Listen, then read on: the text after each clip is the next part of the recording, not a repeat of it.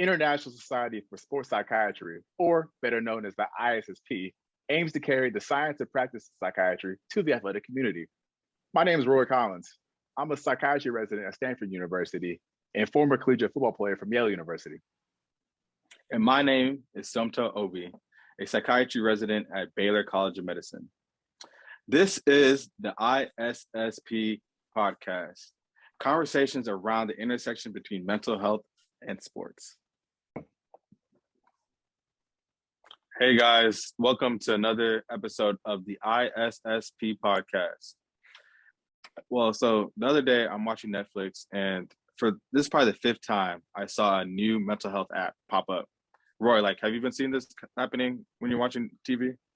Yeah, man, there really is an app for everything. And, it's interesting when you think about mental health apps in particular, because on the one hand, it's really nice that there's multiple modalities in which people are able to access mental health care. But on the other hand, everything is so new and there's so many different options that you don't really know which app is actually clinically effective. True. Yeah. And because of this issue, we hit up a good friend of ours, Ivan. He's actually the CEO and founder of his up and coming app called The Zone. This app actually helps collegiate athletes better track and communicate their mental health to their teams and coaches. Yeah, so we talked to Ivan not only about his app, The Zone, but just in general about the intersection between technology, applications, and mental health overall. So we think you guys are going to really enjoy this episode. All right. Today, everybody, we are really pleased to introduce our next guest, Ivan Tchatchouwo, who is the founder and CEO of The Zone, a program that helps universities and their athletic programs provide student athletes with a consolidated 360-degree wellness approach through integrated schedules, sharing capabilities with staff, and a library of curated daily wellness content, all in alignment with NCAA wellness goals and protocols. He has a podcast of his own called The Zone Podcast, and has also been working at Prime Performance and Development as the Director of Marketing, and Human Performance. Thank you, Ivan, for taking the time to talk to us today. No, man, I appreciate you, man. I appreciate you for reaching out. I appreciate you to want to do this. I appreciate your platform for sure. Thank you. Yeah, man, why don't you tell us a little bit about yourself, kind of what's been your journey through sports and everything, kind of getting to where you are today? Yeah, no, good question. Started, I was just telling you guys, I started playing sports when I was back home in Cameroon. I played soccer. Soccer was our sport. You go outside in the yard with everybody. You just play, right? So I got here at 7.5. Got to the Bronx, and soccer. There was no soccer fields. So, and my parents put me in English speaking school, and I was French speaking. So that first week was hell until we went to gym class. And at gym class, the teacher threw out the basketballs. And for me, I was kicking the basketball like it was a soccer ball, and kids came over to me and was looking at me like, "Hey, listen, dribble." And that's how I started to learn the English language and make friends. And these are still my friends to this day. But fast forward, I got lucky to play high-level high school basketball. I got a little better. And then my sophomore year of high school is when I started to really uptick. And, schools started reaching out and whatnot. But then, knucklehead, did some bonehead stuff my senior year with my high school coach. Actually walked out on the team. Wow. It's not the smartest decision that I've ever made in front of college coaches at the gym. I lost a lot of schools. I lost everything basically, and then Division II still. Wow. And after Division II still came calling. I went Division II. Spent the first part of it injured. Then my junior year, coach was like, I'm going to name you co-captain, and I was set to potentially have a big year. And I come back and I got a season-ending injury. Preseason, and for me, that was kind of the ropes of what started, down this path on mental health and sports, right? So I went through the deepest depression personally that I probably ever been through. I don't know if I told you guys, I was pre-med also, but dropped out of that right after that. I stopped going to classes, started drinking literally in the afternoons like I was an old man. It was I was going through it. And then after 3 months, my AD kind of was just like, we have a sports psychologist on campus that we contract. Yeah. Nobody ever told us that. They didn't even know where his office was. So he kind of sent me there. And the first couple of times I was scared to walk in. And then the third time, I believe, I walked in we had conversation, and I sat down, and he kind of, like, I tell this story all the time. He sat me down in a chair, and he was just like, find a spot in the wall in the sky and just stare at it for 10 minutes and just breathe. I couldn't do it for 5 minutes, but sit with myself, and that's what started to help me realize, like, something was really, really, really up. So I went through kind of 4 months with him, and he helped me twice a week. He helped me really see the big picture, right? And I kind of thought about it, like, man, I know so many student athletes and students, period, that's struggling with these different things, but they don't know how to put a name to it and define it, but they won't even have conversations, or they don't even know they should have conversations. So I started to do my research, right? But I didn't know what I could do.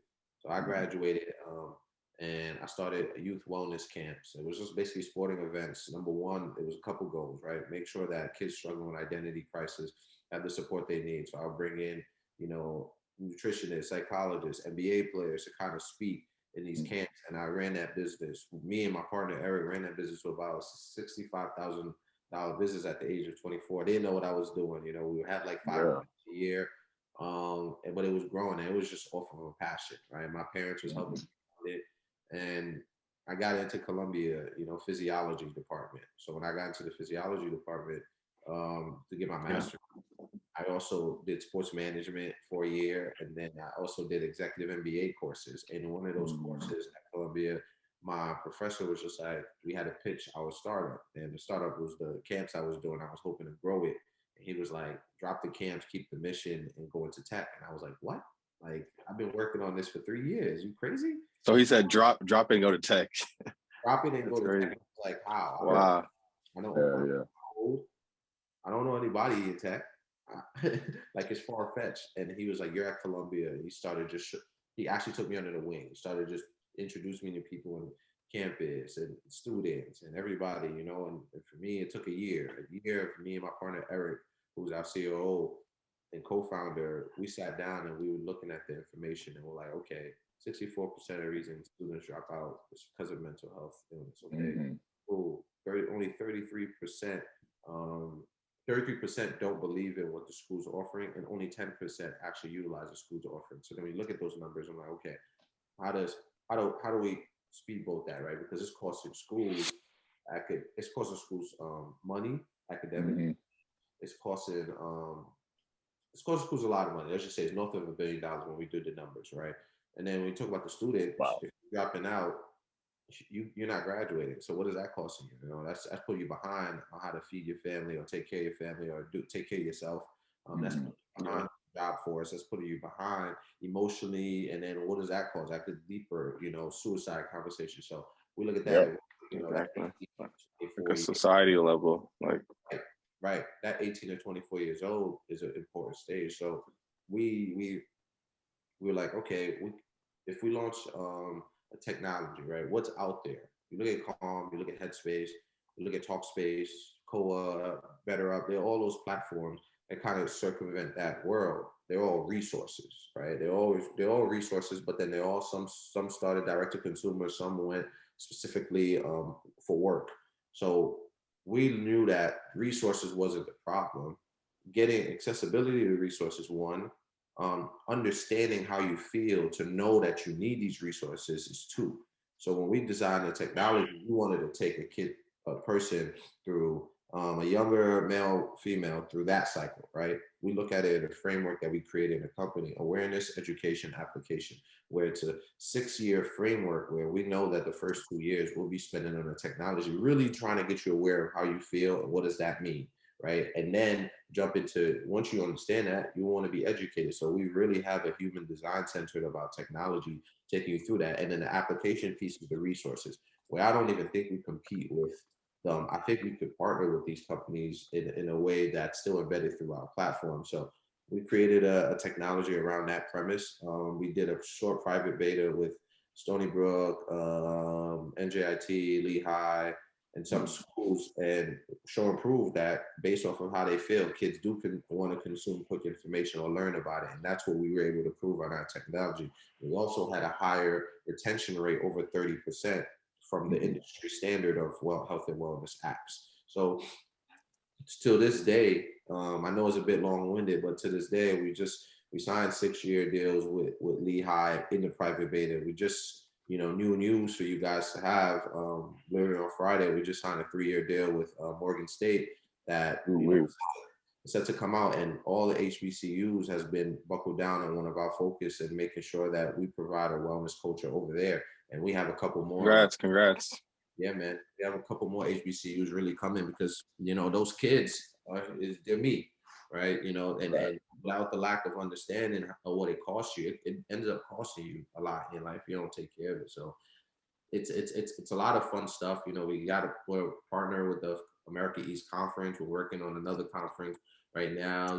Schools are actually, our sales cycle time is really great. Like, we closed a school in 6 days the past 2 weeks, and higher education, it takes sometimes 6 to 12 months to close a school. So it's the work that our team is doing, the research, the team we put behind us is, we're doing a good job of kind of really looking at the student and what's that experience like and who they are. So yeah, that's how I came about it, helping with student athletes and going through it in my personal journey for sure. Yeah, man. First of all, thank you for sharing as much as you did. I think, hey, you took us down a road that really explains everything, and you're very vulnerable and talk about your own life as well. And for those of us who aren't already following It's the Zone on social media, please do so, because you see them racking up schools, left and right, day after day. So big ups and congrats for all of the success and all the really important partnerships now and coming in the future, especially with HBCUs. This is the podcast about mental health and apps and technology for student athletes, and we'll certainly get to these. But I want to actually take a step back before we get there and kind of talk about your own life a little bit more, because I think you touched on a couple of topics that are really important, and that's you as a athlete, as a Black male as well, seemingly kind of having mental health issues, but not really knowing how to describe or articulate them. And it sounds like, thankfully, you had a lot of good mentorship to kind of to sort of nudge you in the right direction, to talk to a sports psychologist and to kind of help you identify some of the problems and struggles you were having. So I wonder if you can just even kind of talk about more of that experience, like what it was like to sort of get introduced to mental health and to kind of identify, I'm thinking even back when you're talking about walking out your coach at high school, I'm sure, there were now diagnoses and conditions that you're more aware of now that you weren't even aware of back then. Yeah, no. I mean, walking out of my coach was my own. I always blamed him, and we actually had a short little conversation about it at some reunion, but it wasn't his fault. It was just me. I was always in my own head, right? I was so much.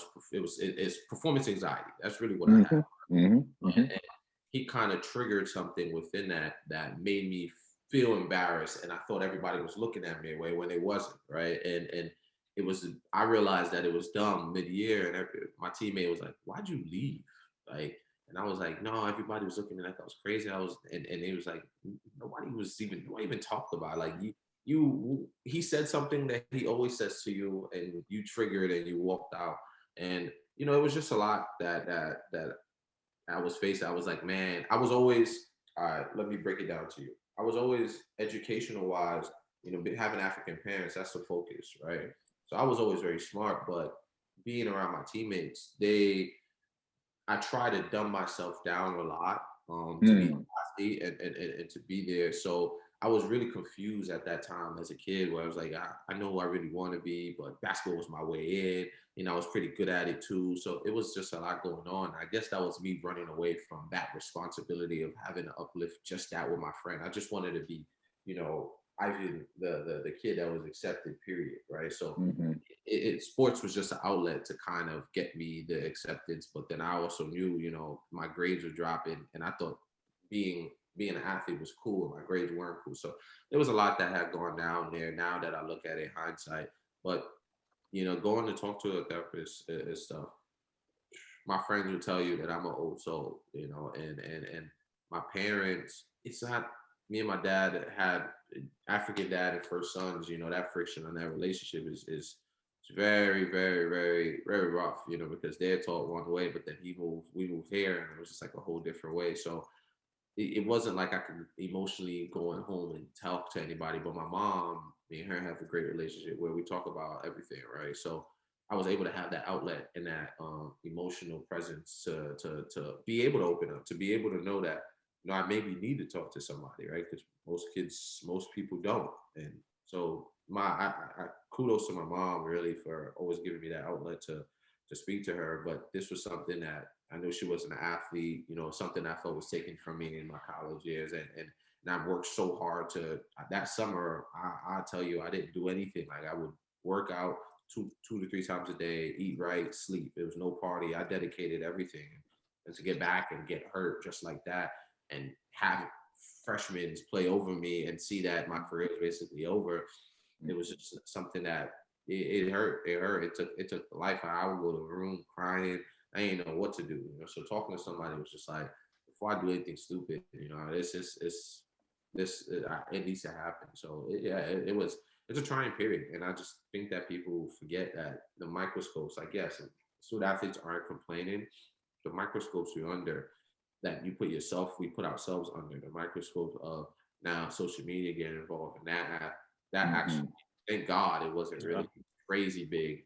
Now it's like, man, these kids are like, it's you a bust if you don't do something based on somebody else's premise. But we talk about 18 to 24-year-old population that aren't fully just getting developed and learning who they are. So yeah. Exactly.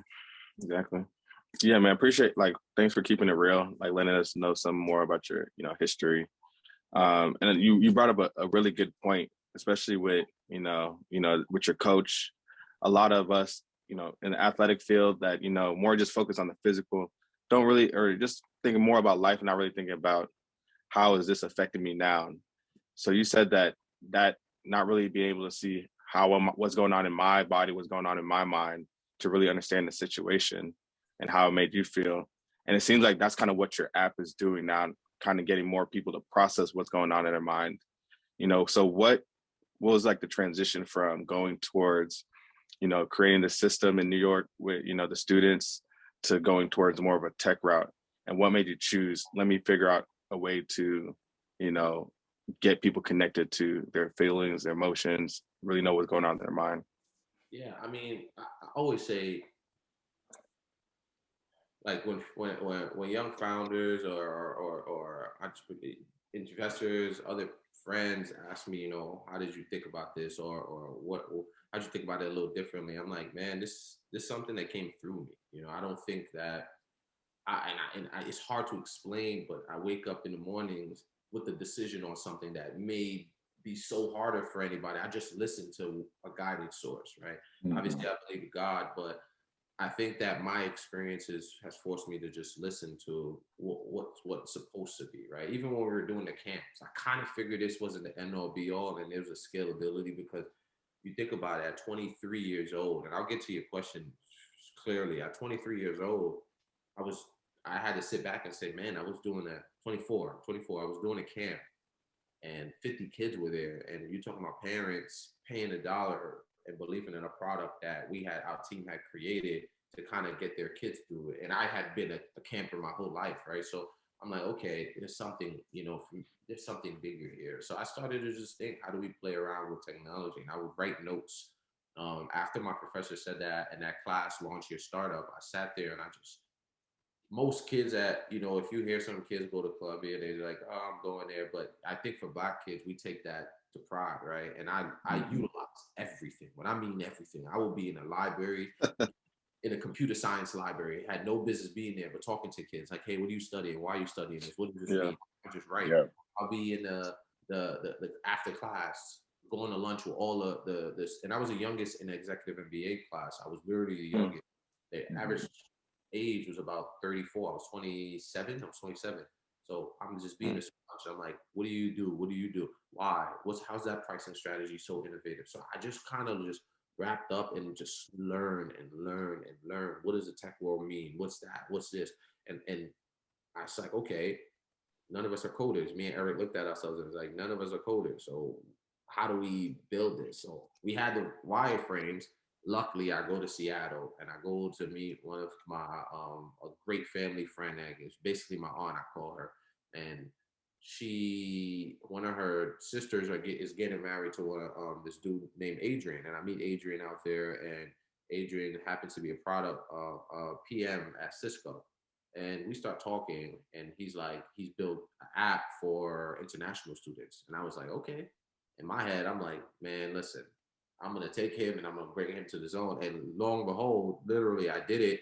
We get back and we start talking about the zone, and he just entered the company without even like anything, and he just became our CTO. He kind of created that framework that we needed, and we managed the outsourced development team. He did all of that, and he got us up and running. So the transition was tough. It's like you really have to take some time to educate. You have to learn what's the tech industry. What does it mean to utilize technology, right? What does it mean to have impact? Because the biggest thing right now is the mental health apps. People like more of these are coming out, but none of these are having metrics of working, right? And all these things are being launched and launched and launched and launched and launched and launched and launched. Like if you look at Headspace or Calm, no disrespect to them, their actual retention rate or the actual doing, like the study behind meditation is, well, we taught meditation in our school as Black kids. So sure were. Yeah. So then how are we gonna go to a young 18-year-old freshman and be like, you must start meditating now if they have no wherewithal, right? So the technology is the enabler. It's how do you make sure that there's actual premise that sits there, right? So things that we do is we're working on creating a big advisory committee just with doctors of psychologists and technology. So how do they tell us how to create an empathy flow, human design flow, right? We don't just rely on our basis or just throw something out there. There's a well thought out pattern on what's the life cycle of a human, and what's the life cycle of them going through this. What's this person? What's the woman look like? What's the male look like? What's the one that hasn't been taught? So when you go through technology, there's so many ropes on how do you get this person through a design flow, okay, and then you simplify it. So we want to do everything evidence based. We want to make sure that there's a metric. That's the best way. Right? Like, hey, if this person's inputting their mood 3 times a week and it's saying X, and they're let's just say you're overwhelmed for 3 times, what does that mean? What do we push up? Do we push up the education piece of what does overwhelm mean and how do they get over it? Do we push up them having to talk to somebody now and creating like the Netflix algorithm around their own personal wellness journey, right? Now we can quantify and say, okay, over the course of a month, this person started, to click here, and that means they started to do better, right? And now that's evidence-based. How do we make sure, besides just launching resources, there's actual impact there?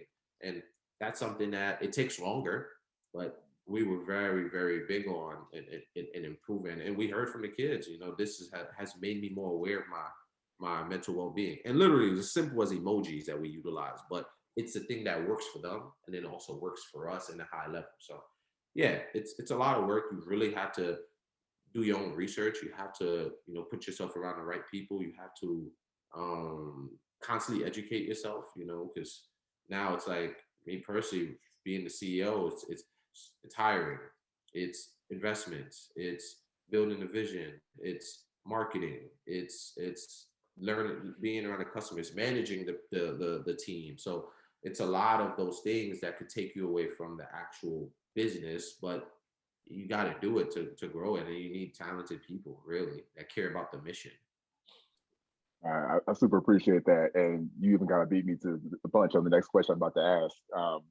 Having only talked to you a couple of times before, I already know that you did a ton of research on what the market was already before the zone, is even where it is today, as far as some of the other apps we talked about, the Headspaces, the Calms, and just sort of this general push to, incorporate technology into mental health. So I guess my question at this point would just be like, what was something interesting you learned kind of in that market research part of the journey, as far as how technology and apps have come into play?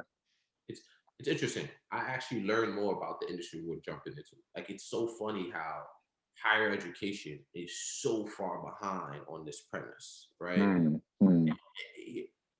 You can look at it in ways where there's a lot going on there. So I empathize with them because they can't just hire a lot of people, right? So most states to hire a therapist, it's going to be like anywhere from 50 to 75,000. To hire a good one, it's probably going to be around 100,000, right? So now if you think about it, it's a 12-to-1 ratio.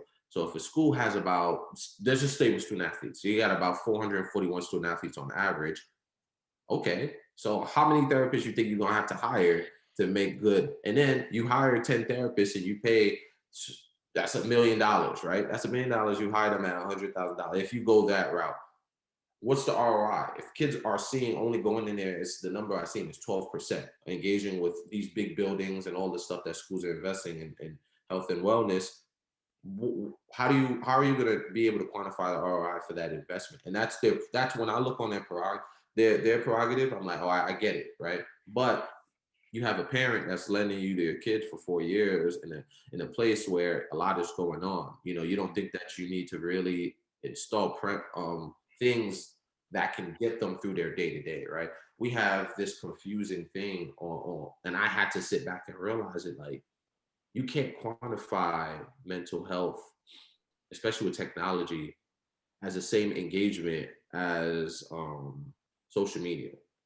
It's not going to be like 100% or 80% time spent on it. It's literally going to be like 20%, right? It's a preventative measures, but the schools are so far behind in the sense of, what are you doing? It's like, oh man, we're just trying to hire somebody right now. I'm like, you're going to hire one person. What are you going to have for them? What's the role? What's the thing? So when you look at the research, is schools are expensing money, but they're expensing it in the wrong way. And us finding that out was just like, man. And then now with everything expedited because of COVID and students are kind of starting to speak up, it's creating this place where schools are in need. And that's why the demand is so high, right? Especially for us. Schools are like, man, all right, cool, you're vetted. Let's just utilize it. But we're telling them, like, listen, we want to come in as a partner.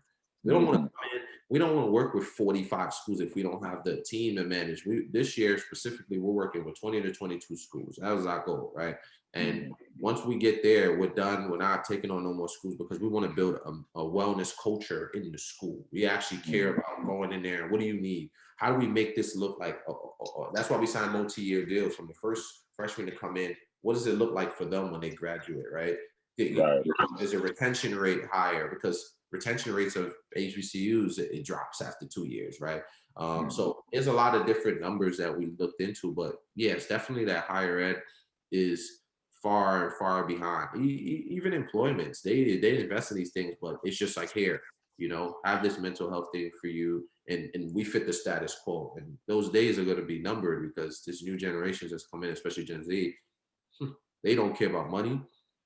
You can't pay them enough, they will leave your job, right? So you really gotta be intentful about who they are as people and listen. And I talk to a lot of CEOs that's older, and they don't get it, right? They're like, man, they're off, and I'm like, it's not that. It's a different timing. So yeah, I think the higher ed really not having this figured out where you think that they should.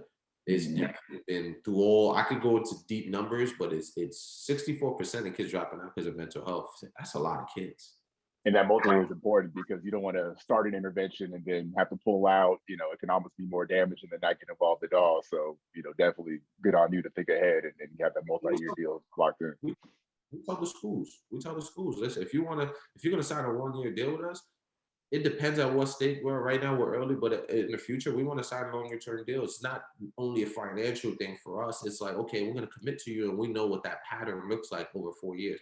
Obviously, now it's time for us to do our job and create what it looks like for us and you. But it's not, commit to your kids over a longer term. That's what we say. It's not, you're not committing to us. You're committing to your kids. So, yeah, that's that makes a lot of sense. And like, I'm a big meditation, mindfulness person, and like I have Headspace usually like once in the last 2-3 weeks, So for like, at least for us that are practitioners, and then also it'll be a 2-pronged question just for app practitioners. How can we, utilize this app? And then also for like the athletes, how are they going to be utilizing this app on a day-to-day basis? Cool. So I think the first thing we had to quantify and look into was what's the current standard? Right? The current standard is people are spending 27 minutes a week on health and wellness apps, right? So when you look at that, it's about 3 minutes a day, if you really want to be honest. So I'm like, okay, 3 minutes a day, health and wellness app, boom. This can't feel like homework. This can't feel like it's tedious. This can't feel forced. This has to be, you have to gain trust.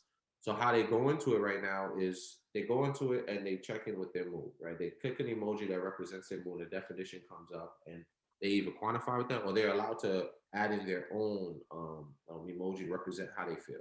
What we look at that is we're looking at, we're allowing you to express yourself to yourselves, right? And then you're getting, it sticks there on a Monday, and you're getting that knowledge back. So you're able to see, okay, on Monday I felt like this. And now if by Friday you're like overwhelmed, you're like, man, I see how I got there, right? Because beforehand, if I tell you how you felt on Tuesday, both of you guys, most people are gonna be like, I don't know how I felt. I'm thinking about like day by day. Yeah. Right, exactly. But same.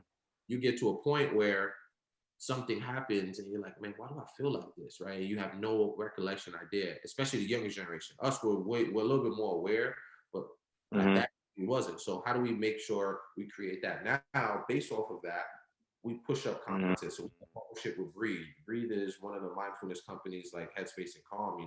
They're a great partner of ours where they license us their content to really help these kids, right? So based off of a mood, we trigger whether it's you're overwhelmed and you need to relax for a minute.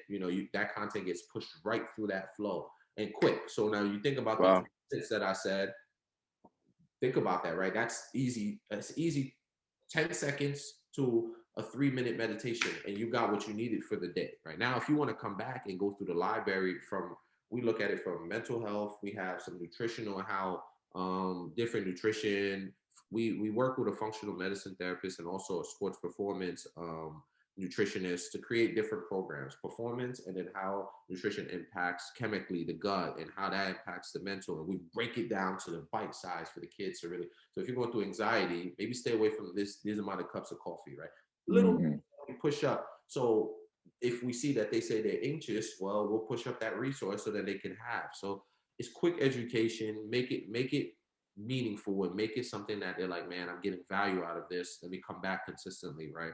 And the different sentiments is kids are like, man, when I'm overwhelmed at school with class, I go here because I know I can tell it how I feel is going to give me something for what I need. So now it's becoming that personal wellness coach that we kind of presumed in the beginning, but at scale. So now the future of the product, I'll go into it a little bit, but we're going to have through school year. There's going to be a feature that's going to be able to allow you to get from how you feel to getting all the way to getting telehealth, right? We look at it. And we look at it in the school settings because schools have these people, but the ROI may miss.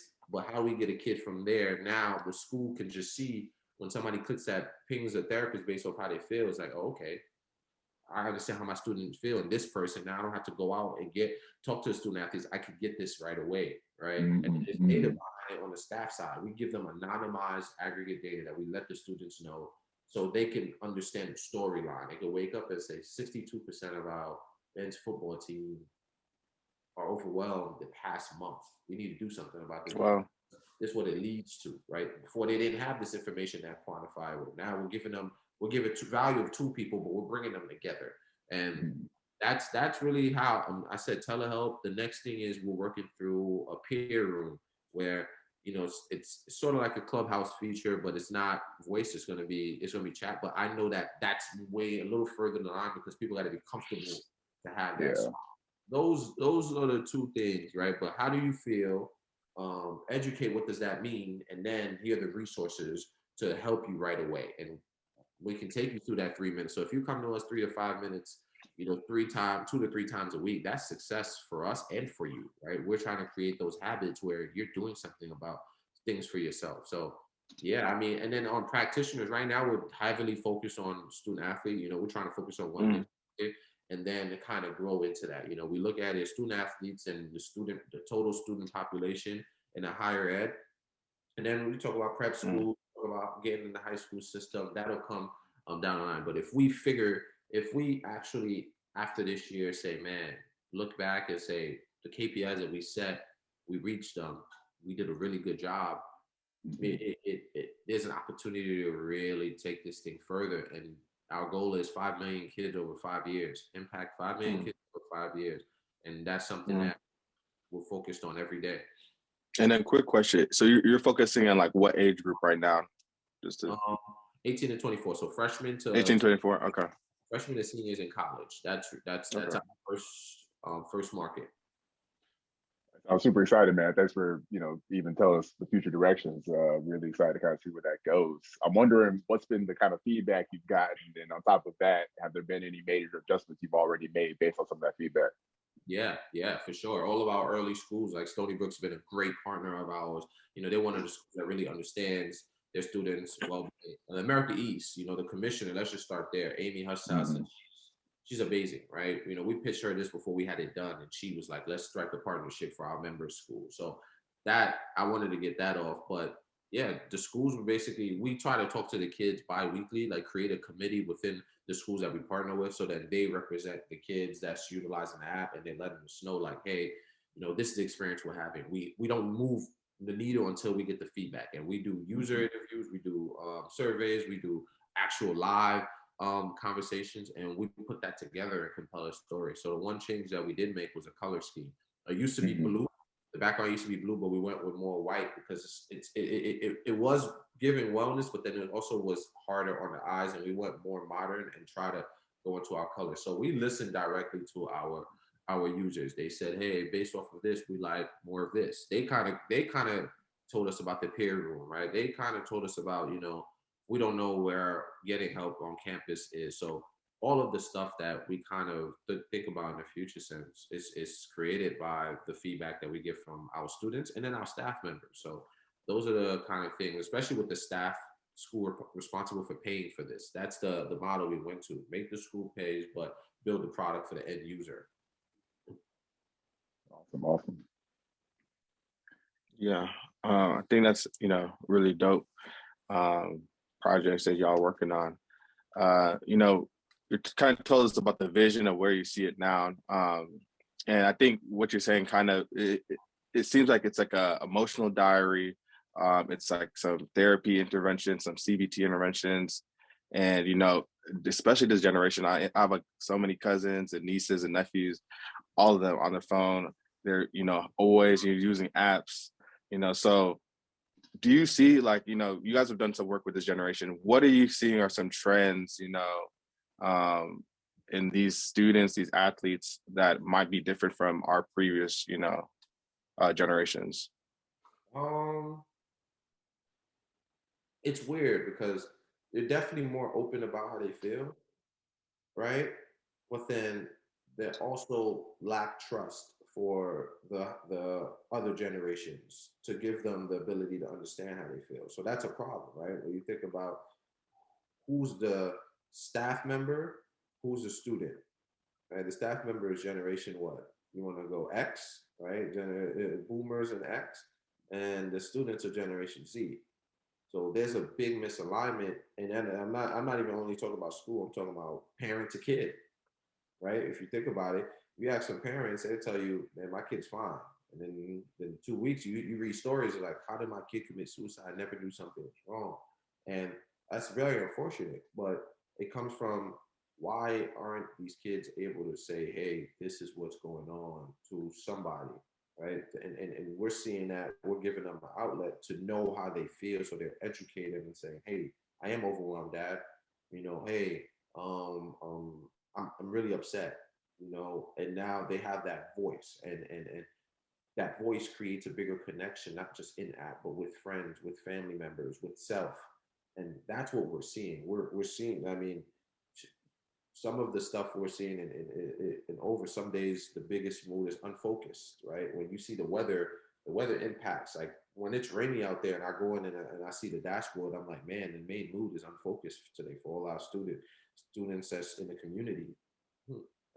And I write it down. I'm like, man, when the weather's down, this is what's going on. Okay, what happens here? What happens right before finals? This week was overwhelmed, right? Because all their finals. So I'm looking at it, and I'm like, okay, I'm noting it. So then you kind of get to notice like what's going on. At what points are they happy? At what points are they sad? And then you help your schools understand like, hey, you need to potentially do something about this because look at the trend, right? Or you need to potentially look at this, but just the ability for them to really express. They will talk about it. We just started this initiative. I don't know if you've seen it, Roy, with Stony Brook, where we partner with them to allow their kids to explain what mental wellness means to them, right? So all the kids send us videos, and they were so open to doing it. And I'm like, how important this is, because Right. putting it out there, other kids are gonna be like, wait, I'm an athlete, I'm a student athlete. I do connect with that, that does, and you're sharing your story, and then there's no hindrance. So then we're trying to really break that stigma, that mold, especially within such as brotherhood or sisterhood of athletes. So yeah, it's really allowing them to embrace who they are, because they're the generation that's most aware of who they are. It's the numbers prove it. It's just they don't share it with everybody, and we have to get them to a point of sharing it with people, because we don't want them to feel isolated or impacted, or think that they're just these tech kids that nobody understands. It's just not going to bode well for anybody. Yeah, and we want to definitely make sure as we enter this new age of technology that we're being, thoughtful of having access to those who most need it. So, man, I feel like we could talk forever, but I want to we probably take that note to wrap up a bit. Ivan Tchatchouwo, it's been a pleasure, man. We talked about so much. We hope to have you on again soon. Tell us where the people can find you. Yeah, I mean, the main thing that right now is It's the Zone, ITSTHEZONE on Instagram, on Twitter, but mainly our big presence on Instagram. If you want to find me, my Instagram is at IVAN TCHATCHOUWO, first and last name. Yeah, I mean, reach out, whether you're a founder in this space, whether you're a student athlete, a student that's looking for something to help a parent, please feel free to reach out. We want to hear everything. We want to hear about experiences. We want to hear how we become better and make sure that we serve in this community. Yeah, so many big, new, exciting things on the horizon. Again, every time I see you on social media, there's another school that signed up. I think it's a good idea to probably make sure that everybody's, feeling well and feeling connected. But some new, really exciting things. It's been a pleasure to talk to you today and to kind of learn about everything you're doing. Oh, thank you guys. Thank you yes, sir, bro. Thank you. Yes, sir. Best of luck, man. It was great. Appreciate it. All right, everybody. Thank you so much for watching or listening to our content today. Please like and subscribe to our YouTube and podcast channels and share this episode with your friends and colleagues. Also, follow us at Sports Psych ISSP on Twitter and Instagram, or you can find us on Facebook as the International Society for Sports Psychiatry. Are you a medical student, psychiatry resident, fellow in a psychiatry subspecialty fellowship program, or a psychiatrist who has completed a psychiatry residency program interested in learning more about sports psychiatry? Join us and become a member of the ISSP. We have a free open source certificate of additional training in sports psychiatry program. For more information about our certification program, membership, or other inquiries, go to our website at sportspsychiatry.org.